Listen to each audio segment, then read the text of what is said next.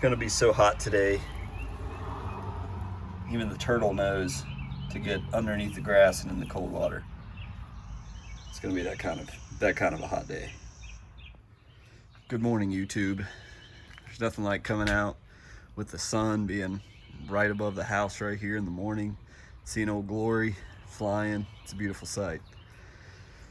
Oh, well, we're going to talk about it here in this video, but I've got the sprinkler going in the front yard because I did run it on every other section other than this right side of my front yard. So it's getting a little water here in the morning, as you can probably pick up by the video. It's roughly 9 a.m. so it's morning time. Grass is still looking awesome, but we want to get into just some very 36 hours 48-hour Hydretain review. We'll talk about that, talk about the things that I've put down on the lawn, the pros, the cons. I want to talk about a video that I recently was up the other night watching that gave me some information on the things that, you know, obviously Mr. Ferguson's a DIYer. I put things down and then I read about what the heck I just put down like a moron. So don't be like me all the time, but we'll talk about that. So thank you for clicking on this video. Man, it is going to be a 90-degree scorcher today here in central North Carolina. So let's go in the backyard. Let's talk about a few things.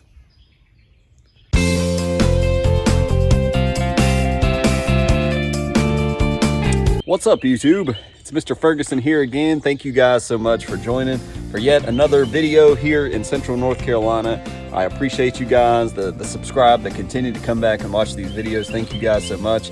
If you're new, if this is the first Mr. Ferguson video you've ever clicked on, I am not a professional. I am not a lawn care pro. I'm just a guy that loves green grass, loves a nice looking yard, and doing my best to make my yard look like a professional looking lawn by taking advice from the pros. So we welcome you to join. If you would consider hitting subscribe, like, share, we would appreciate it. And that's enough about that. Let's get into the video. So one of the things I do want to accomplish today is I want to swap out my blades. It's time for a new blade, guys. I found these on Amazon, but they're called the Lawn Razor Mulching Blade. It is for my Husqvarna mower. So it does actually say, I haven't even taken one side out. One thing that I do like it is it says grass side. As you've seen on the Lawn Care Nuts videos, he has to put a big G on it so he knows which way to put it down. Now clearly when I cut grass that might get covered up, so I still need to do that, probably in a black Sharpie. But I bought 3. Oh, they are individually packaged. Here I'm holding them all together like they were in one big package, but I want to get one of these down. I've been sharpening my blades. I plan on just throwing one of these on. We'll sharpen it for a while before I ever switch to these two, so I've got plenty for the rest of the year for sure, and definitely into next year. So don't know, you know, clearly they're just blades. They're laser sharpened and all that good stuff right here. So we'll pop those out, put one of these bad boys on. I do need to cut today, but I'm debating that because of what we're about to talk about. And this goes into our quote Hydretain 72-hour review. So we put it down, as you guys saw. If you did not check out the Hydretain video, it was a really fun edit, really good video, I thought. Really well done by myself, if I say so myself, and edited well. So go check that out. You should see that eye up in the top right corner. Click on it and then come back to this. But we've put it down in the yard. I went the route of using my backpack sprayer instead of a hosing sprayer. The first thing I'll notice is day one, not a big deal. I'm thinking, oh man, and it's just weird because now when I get out of my car, I'm thinking that grass, it's just sucking moisture out of the air, man. That's so cool that it's watering itself. I was over at my parents and was like, you know what, right now my grass is watering itself. It's kind of cool to say that, but you know what I mean. It doesn't replace watering, please don't get me wrong. But yesterday we had a lot of places that were stressed out, and that kind of discouraged me. So that was about 48 hours after, 48 to 72 hours after the application.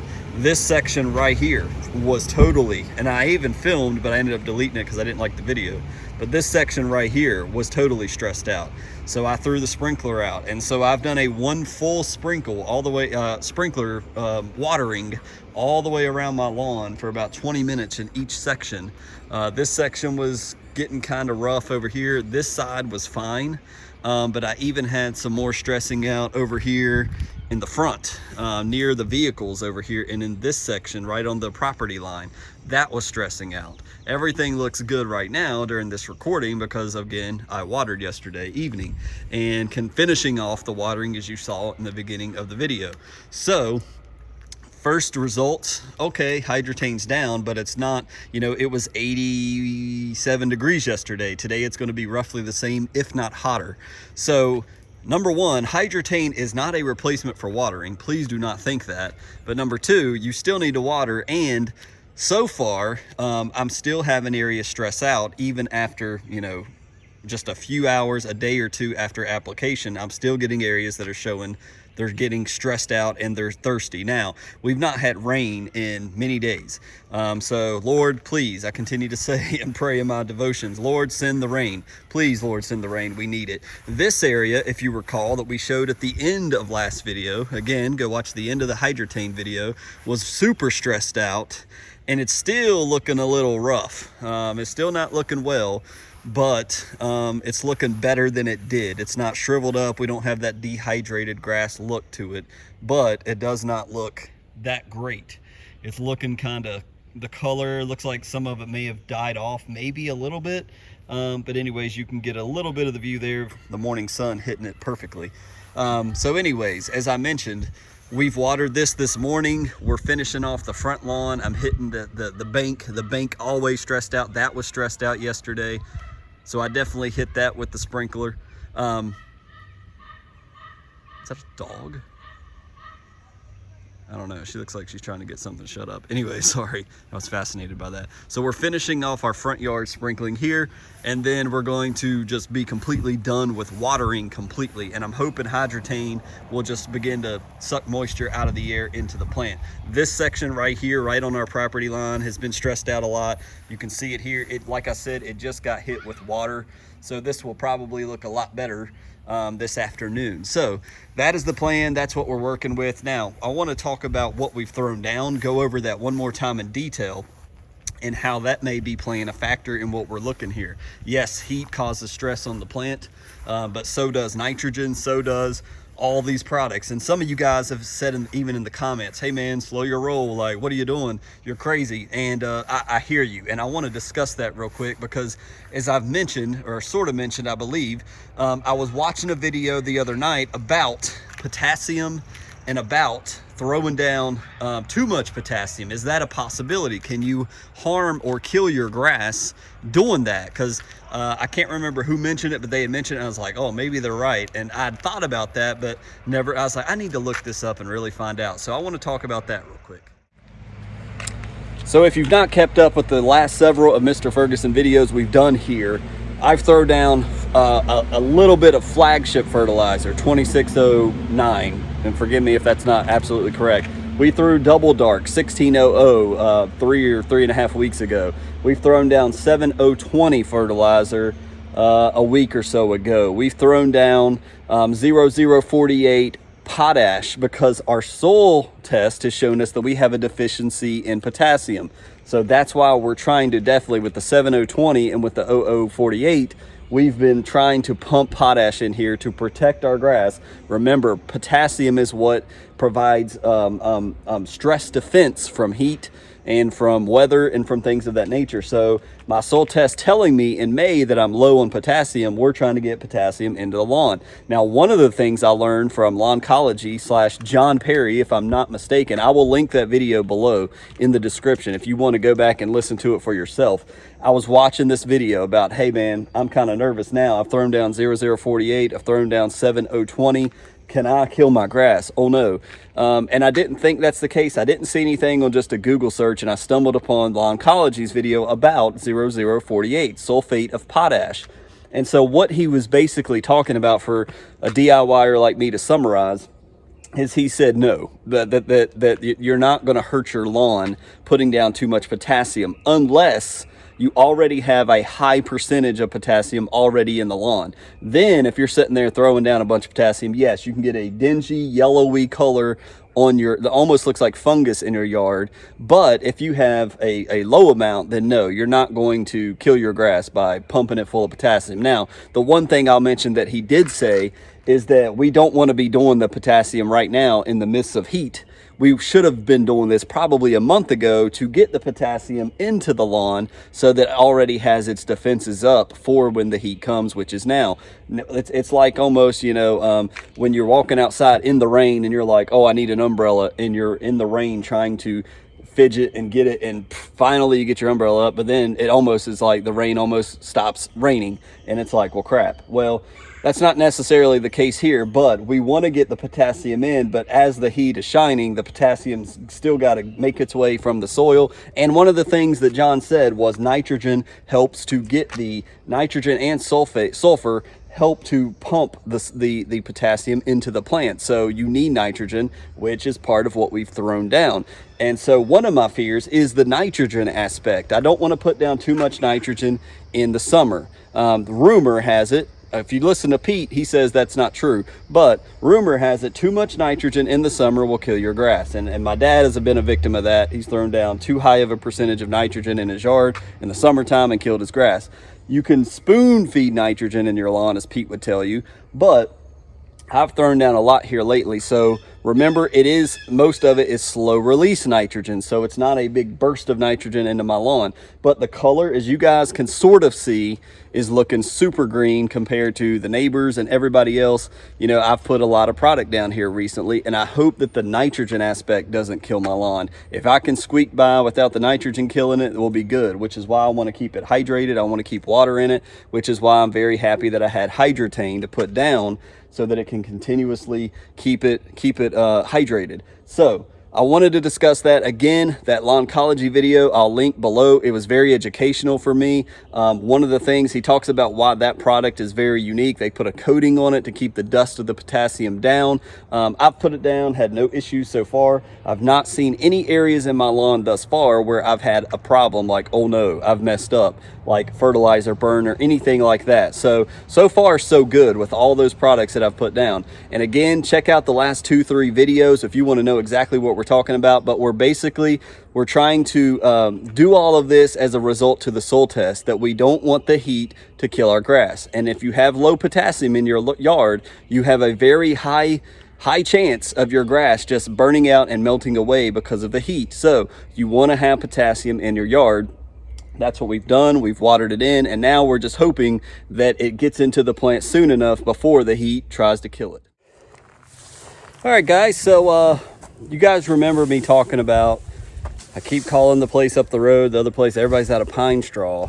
So I mentioned this to a buddy at my church, and I'm at his house right now.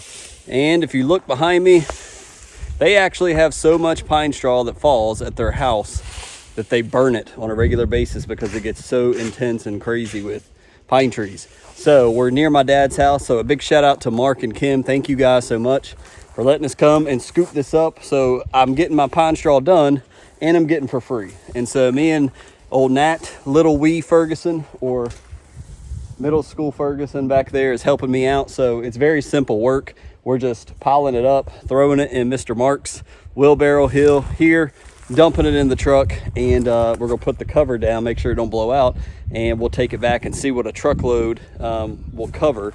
We may have to do another load at some other time, but since it's Friday afternoon, we've got some church friends that's having a kid birthday party, so my littlest one wants to go to that, so we may be attending that. But I wanted to show you guys, yes, I do put my children to work, not that often, and we're not quite at mowing stage, but maybe that'll be a video, mowing for children or something. Maybe that's a good idea, right?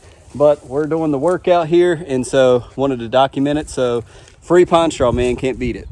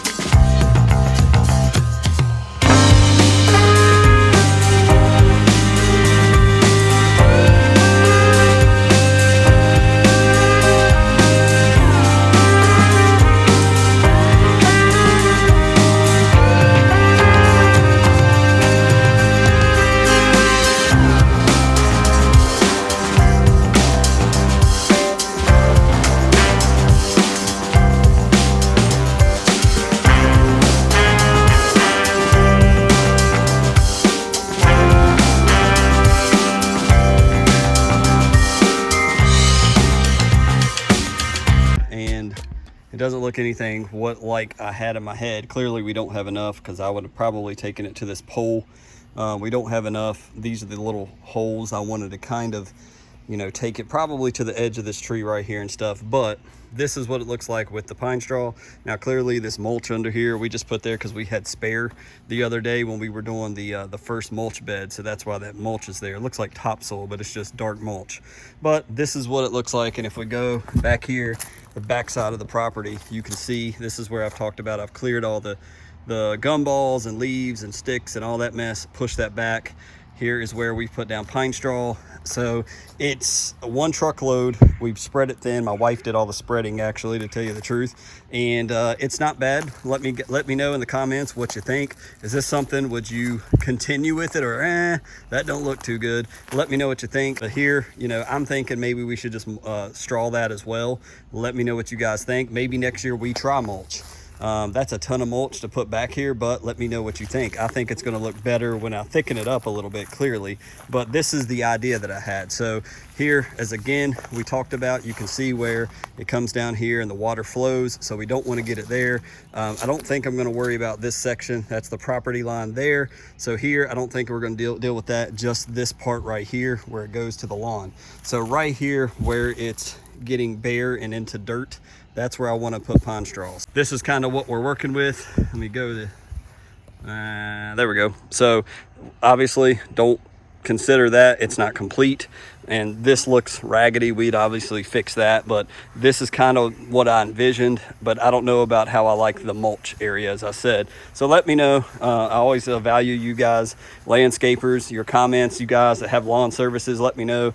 You know, obviously it needs two bales or so to kind of thicken this up, obviously, but that's kind of the vision I had, and obviously make this look a little better.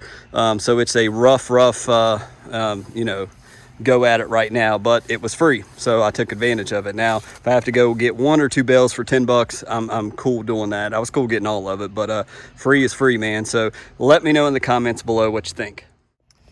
So guys, without even thinking about it, I went ahead and changed the blade. We're about to go to that birthday party I mentioned. I found a new way to do it.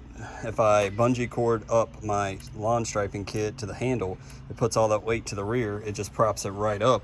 I'm already low on fuel because I cut last and haven't filled it up. And just so you can see, there's the new blade in there. Need to knock some of that off, but I just don't have the time to do it right now. But like I showed you before, right here, you can't hardly see it, but it does say grass side. So we did do it correctly. So I just wanted to show that to you, that it did get done, and document that. We'll see if it cuts any different. I doubt it. Also, I did raise. I've been on this notch. So when I started the season, I think I started either 6.7, or I think I dropped it down as low as 5.6. So in the beginning, in March and April, when I was first cutting my lawn, I was cutting around 5.6, maybe it was that. It could have been 6.7, but I've moved all the way up to the highest setting because of the heat, and I just did that. The last couple videos I've been on 8.7, but now I'm going to be on 9.8. At least that's how I see it. So we did go up, and the reason why is because we're getting into now a little more extreme heat. So I want to be sure, let the blade be as tall and long as it can. Even though I think it looks a little bit better when you cut it short, I don't want to risk it. Again, we got all that nitrogen down, and with all the heat, we want to make sure that we don't cut it too short, and so we've done that. So new blade, check. That'll help not stress it out. Raising it up, not cutting it too short, check. That's not going to be an issue of stressing it out. So now we just got to worry about water and heat.